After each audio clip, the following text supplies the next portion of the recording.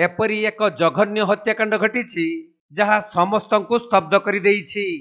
भाई भाईर रक्त संपर्क रे फुटिछि गोली आउ रक्त रंजित होई जाइछि घर। निजर बड़ भाई बंधुकरु गुली करी सान भाईर जीवन नेइछि।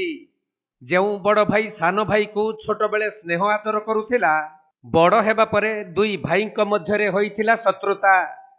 सही शत्रुता कारणरू बड़ भाई बंधुकरु गुली करी सान भाई को मारी देइछि। एपरी घटना घटिबा परे तांको परिवार रे कांद बुबाली पड़िछि। आउ ग्रामवासी माने स्तब्ध होई जाइथिबा बेले पुलिस पहुंची एहार तदंत आरंभ करिछि। कलाहांडी जिला विश्वनाथपुर थाना अंतर्गत बेड़ागां पंचायत देहेड़ा गांव रे दुई भाईଙ୍କ ମଧ୍ୟରେ पूर्व शत्रुता को केंद्र करी एहीपरि जघन्य हत्याकांड घटिछि।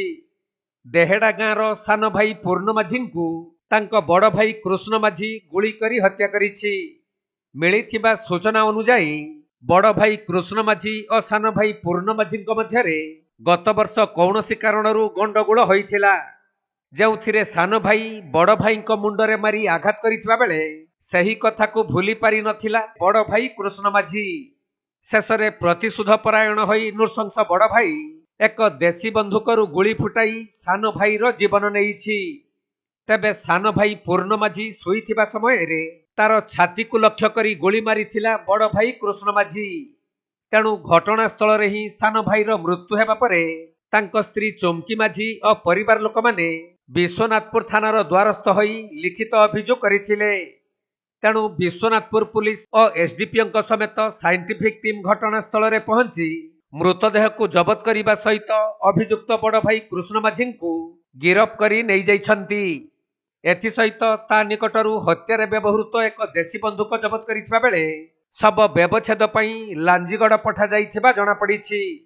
आउ विभिन्न दफारे मामला रुजु करी पुलिस यार अधिक तदंत करुथबा जणा पड़िछि।